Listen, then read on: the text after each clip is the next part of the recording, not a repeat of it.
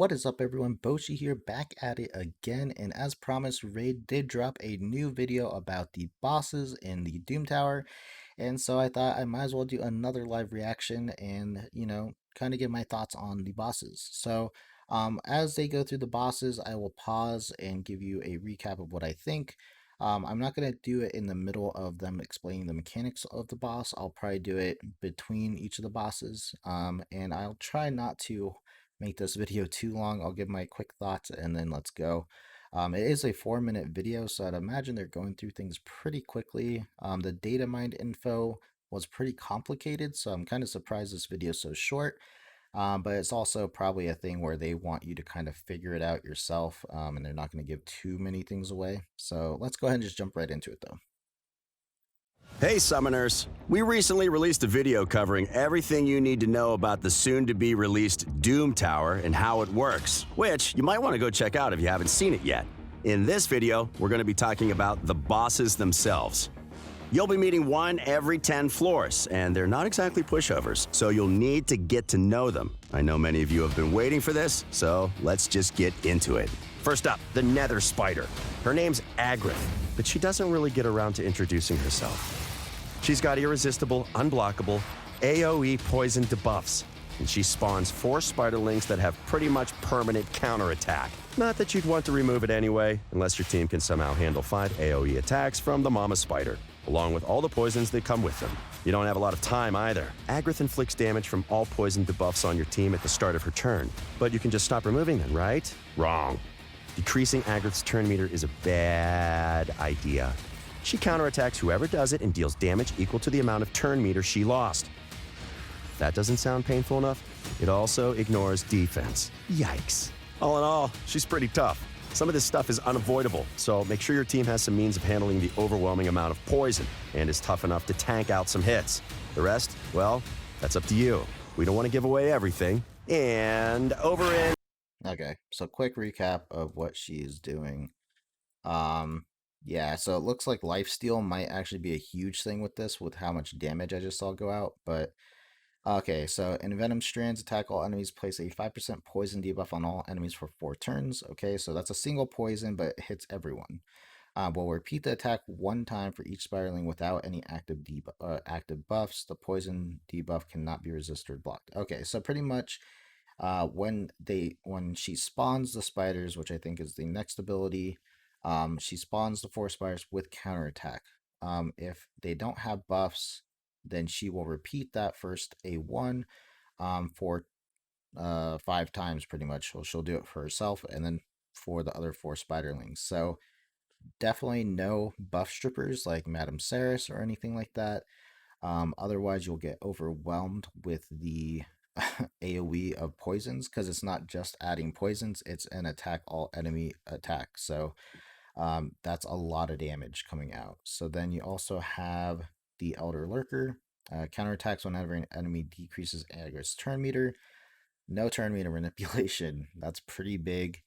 So that means you're probably going to have a fast team or a very hard-hitting team without hitting turn meter. So Cold Heart is kind of out. They did show a image of that happening, but she almost died and had a poison on her. So yeah, no turn meter manipulation, just a fast team, and it looks like you're gonna have lifesteal is gonna be a big key. Tide of Toxins, so this was also a big thing. Attack all enemies at the start of each turn, and this pretty much is deal damage from all poison debuffs instantly, so a poison explosion.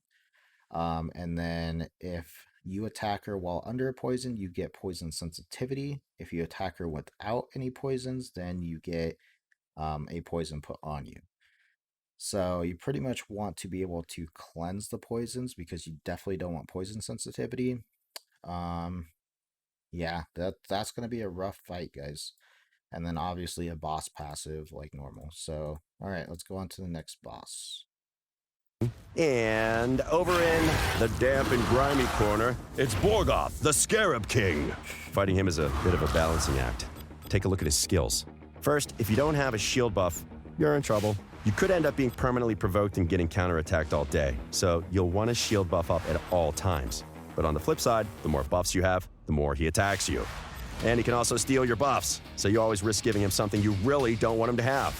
On top of all that, he's got an insane damage reduction passive that means if you want to get past his tough exterior, you pretty much need a champion with skills that can decrease the Scarab King's max HP. Or at least artifact sets that do the same. Okay, next in the lineup. All right. Destroy set everywhere. Destroy set everywhere, all over this boss. And Vergum Car for the provoke. But anyways, let's go ahead and walk through. Madness Fog, attack all enemies, places a 50% decreased attack and 30% decreased speed debuff for 2 turns, places an extra hit on enemies that have no shield, hence why he said they need to have shields, so you're going to need some type of shield champion, maybe like Drakgol or something like that. Shield set might help you initially at the very beginning of the fight, but obviously it falls off after 3 turns or if it's broken, so I don't know how well that's going to go. But if it hits you with no shields, then it places the provoke. So I think Vergum Car is going to do well in here, and because of the fact that he applies a shield, and if you do get hit with no shield on you, then he can remove the provoke. So Vergum Car actually might be key for this. So hopefully you did the fusion, or you've gotten him by now. Then we have Vile Absorption. Attack all enemies, places an extra hit on each enemy for each buff on the target. So right off the bat, doesn't sound like you want a lot of buffs. So Siffy could be kind of bad, and stuff like that. So each extra hit steals a random buff if you have no shield. So definitely want to have a shield. If you do have a shield, it just removes it. And then if you have no shield and it was stolen, a buff was stolen, you get True Fear. If you did have a shield and a buff was just removed, you get a Fear. So yeah, you pretty much are always gonna almost pretty much guarantee getting feared because you're gonna at least have the 1 buff, which is a shield buff. But yeah, you definitely don't want to not have a shield, because True Fear is devastating, and yeah, you want them to remove buffs and not steal them, because the last thing you want is all your buffs on that champion. So then we have Spectral Horror, which is the passive. Decreases the damage received according to how much Borgoth's max HP has been decreased. This is very key, guys. So this is where the Destroy set is going to come in handy. Or even, some champions that are just not good in normal play. I think Ripper, might be one. I actually pulled him a while back, and he is terrible for regular play, but he does have a decrease max HP ability. I think it's Ripper. And that could kind of play a role in here, but if you haven't farmed out Destroyer set, you might want to start now, because you're going to want some good pieces. So yeah, that's going to be a big thing. And then Easy Prey, counterattacks when attacked by an enemy that has no shield. Once again, have a shield champion, some type of champion, or have multiple so you can always keep shields up. Yeah, Valkyrie's going to probably carry this fight a lot, I'd imagine. Regular immunity type of buff. And so this bar up here must be the decreased enemy HP. So the lower you get this, the more damage he's going to end up taking. So nice that they have some type of indicator of how much actual max HP you're reducing, so you can kind of test how many destroy sets you're going to use or how many champions you're going to use that do that type of thing. But yeah, he's going to be, I think he's going to be a little bit rough, guys, unless you have a fully stacked team of destroyer sets. But yeah, let's go ahead and jump into the next one. Koldath the Magma Dragon. As you'd expect, he's all about setting things on fire.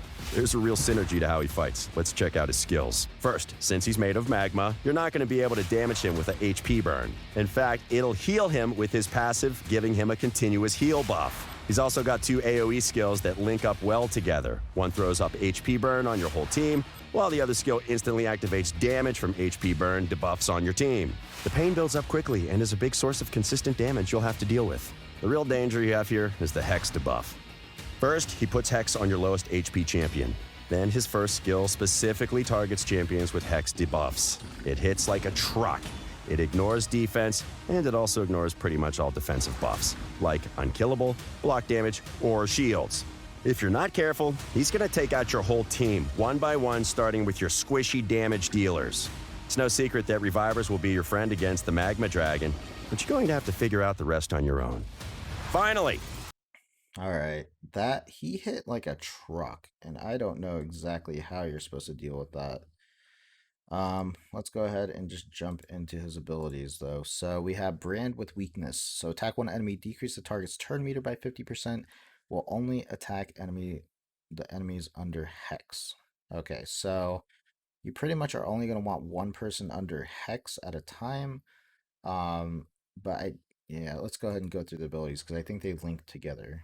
Okay, so you have Overburn, attack all enemies, instantly activates any HP burn debuffs on each target and decreases the duration of those HP burns. So this is pretty much just going to take the HP burn debuff and do upfront damage and just take a tick off of it. So you're going to want to cleanse of some kind. Otherwise, because HP burn does AoE damage, 5 of those going off is going to decimate your team. So definitely a cleanse. Stoke the Flames, attack all enemies, places an HP burn debuff for 3 turns, then steals 10% of the turn meter from each enemy under an HP burn debuff. Once again, you want to cleanse. But this does place the HP burn, and then also places a Hex debuff for turns on the enemy with the lowest HP. This debuff cannot be resisted or blocked. So Hex can never be resisted or blocked, but it can be cleansed. You are going to want to cleanse for the HP burn, otherwise you're just going to take too much damage and you're going to not be able to catch up. Lethal Lava. So instantly places a Hex debuff for 4 turns on an enemy, whenever they remove a Hex debuff from themselves or an ally. So if you cleanse the Hex, it's going to reapply the Hex due to the passive, it sounds like. So yeah, you're always going to have a Hex, but you might be able to rotate it through people, and obviously you don't want multiple Hexes out because of his A1 will target enemies under Hex. So you're pretty much gonna try to maintain it on one person. But yeah, this is also the big thing, and this is the part that is gonna be kind of rough. Ignores block damage, shield, and unkillable buffs, and will ignore 100% of the defense when attacking enemies under Hex. So you're always going to have someone under Hex. It's going to be your lowest HP champion, and it doesn't matter what the defense. So you can't pull the trick like how you do sometimes at Apothecary, where you give him low health but high defense so he can tank.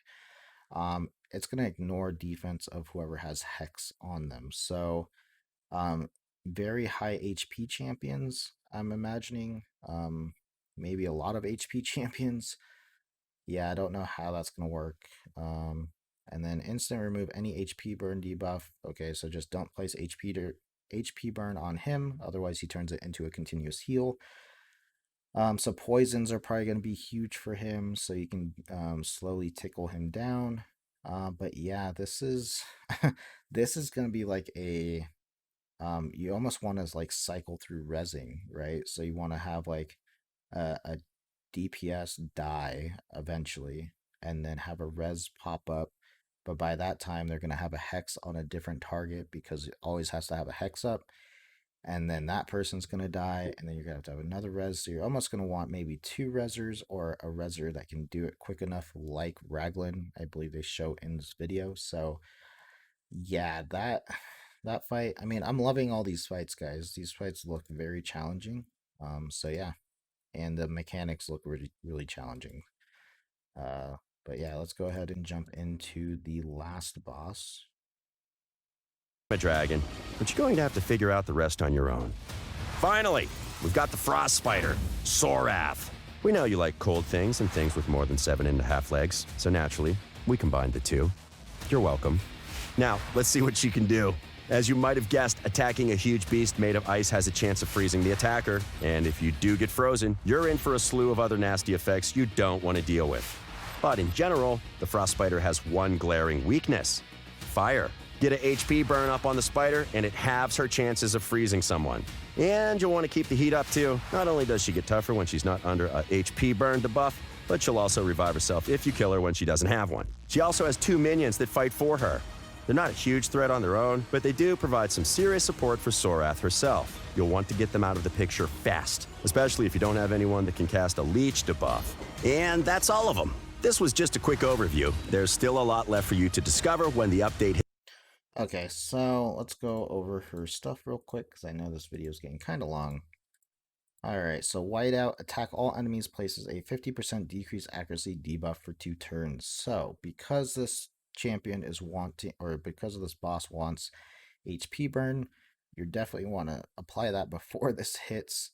So Tyrant, Ultimate Gaelic, even Coffin Smasher, those are going to be pretty major just to get the HP burn. I can't really think of any other HP burns right off the bat, but I know those are like the major ones. Ultimate Gaelic being like the accessible one because he's an epic. But yeah, so that's going to be interesting. We have Catabatic Winds. Attack all enemies, places a block buffs, debuff, and 100% heal reduction debuff for 2 turns on enemies under freeze. Okay, so you pretty much just don't want to be under freeze. And if you're not under freeze, it places decreased speed debuff and a 50% decreased attack. So, yeah, that's going to be interesting. Ideally, if you have a Tyrant, it's probably going to be the way to go for the HP burn instead of Ultimate Gaelic, because you're going to try to aim to have or to be not frozen, and that's going to put a decreased attack, which won't really affect anything for Tyrant, but it will affect other abilities on Ultimate Gaelic of him being an attack champion. Yeah, so this is where I think the Christmas fusion is going to come in handy, where it's going to prevent your other champions from being frozen. So these debuffs will go the certain way of decreased speed and decreased attack. But also that new set that they're talking about for the Frost Spider to prevent being frozen. Once again, it's going to have a less of a chance if under HP burns, so that's already a thing. High resistance type of champions, possibly. Maybe a resistance aura might be handy here. Let's go into another ability. So Absolute Zero removes all buffs from enemies, then attacks them. Okay. So pretty much buffs don't mean a thing once Absolute Zero happens. Has a 100% chance of placing a freeze debuff for 1 turn. So it gets reduced to 50% if she's under a HP burn debuff, and it will fill the turn meter 20% for each freeze that lands. So yeah, HP burn, get lucky or have a lot of resist to pretty much not get frozen, because if you have majority of your team frozen, her turn meter is going to go straight back up and she's going to get another hit, which I'd imagine is going to hit really hard, as I believe all her abilities are attack all enemies, her whiteout and her catabatic winds. So yeah, and then we also have her passive. When attacked, has a 20% chance of placing a freeze debuff. Once again, Christmas champion, anytime a champion I think would become frozen, she has a chance to steal it, I believe. Or she does. Yeah, I think she has a chance to steal it. So pretty major. Increase her defense and resistance if not under HP burn. So yeah, you're gonna want a lot of accuracy on your HP burn champion to get that initial HP burn out there. Otherwise, it's gonna be a huge pain. I'm not gonna say run multiple HP burns because obviously that doesn't do too much. But yeah, and then she also has, I believe, yeah. So obviously she'll revive if she's not under an HP burn when she dies. But she also has these 2 spiderlings. So this one's an interesting one because I think it's gonna initially spawn the 2 spiderlings. I don't know if she's gonna continuously spawn them afterwards. They didn't really go into that. It did sound like you have to get rid of them. The good thing with Ultimate Gaelic and Tyrant, though, well, they have an AoE HP burn. So that will definitely help by having 3 targets with HP burn. They will slowly kill each other just with that. But yeah, sounds like you're gonna want to kill the ads and then her, but we don't know too much about those mechanics. And then the normal passive about being a boss. So yeah, that's it. I know this video is pretty long. I wanted to kind of give my opinion on how things are though, but overall, the bosses look really good, really challenging. Very specific teams and setups for each one, it looks like. And they're all different. It doesn't look like any team that can do one of the bosses can do all of them, which is really cool, which means that, you're going to be switching up your roster and trying different things. The only issue is artifact sets. It costs so much silver to swap them in and out, but it looks like I said, there's going to be a different roster per team. So yeah, it's going to be a lot of champions being geared for specific reasons, and obviously that might affect your other dungeons. So yeah, honestly, it looks really fun, guys. It looks challenging. So I would like to see what this video, like if this video was on normal or if it was on hard. It does like this fight right here is 7 minutes, so that's interesting. But overall, guys, let me know what you guys think in the comments down below. Any suggestions even on the boss fights that I didn't cover, because I'm sure I missed a bunch of things. So yeah, I hope you guys like the live reaction and my input, but I will check you guys in the next video. All right, see ya.